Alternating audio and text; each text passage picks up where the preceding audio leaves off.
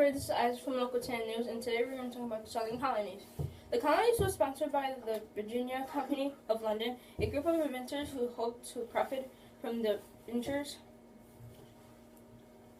characters in 1606 by King James I.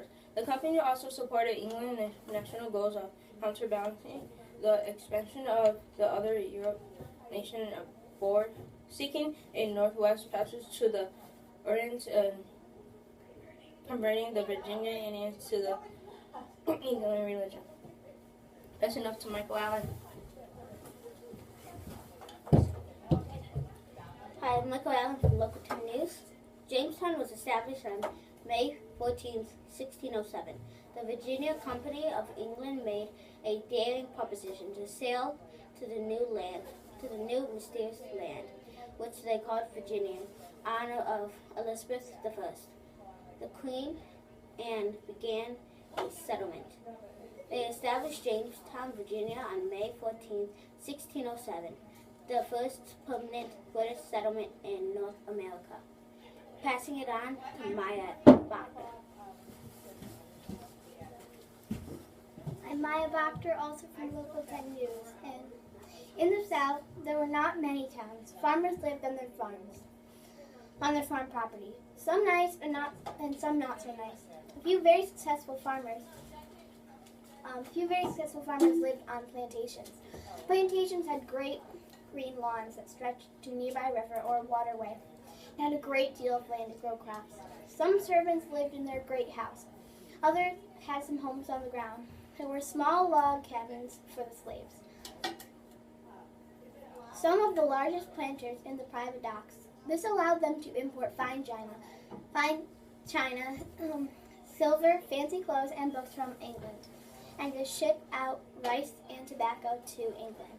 Life was very different in the South than it was in the England and Middle colonies. Southern culture has been and remains generally more socially and active than the rest of the country. Because of the central role of agriculture and Andalusian economy, the society remains stratified. According to land ownership, and communities often develop strong attachment to their churches as a primary community institution.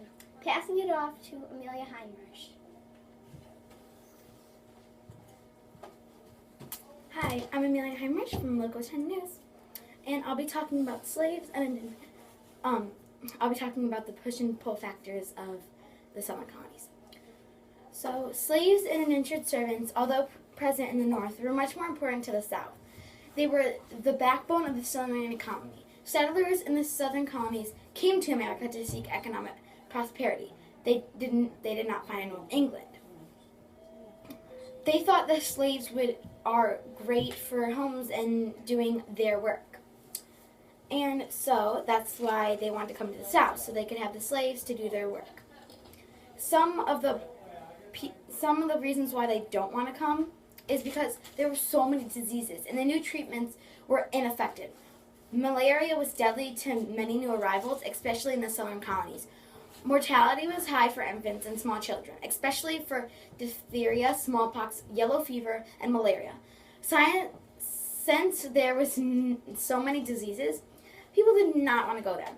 To conclude our report, the Southern colonies had its bad days, but this created many things and states such as Georgia, South Carolina, and many more. Thanks for tuning in. Everybody come on in. This is Local 10 News. Signing off. Peace out!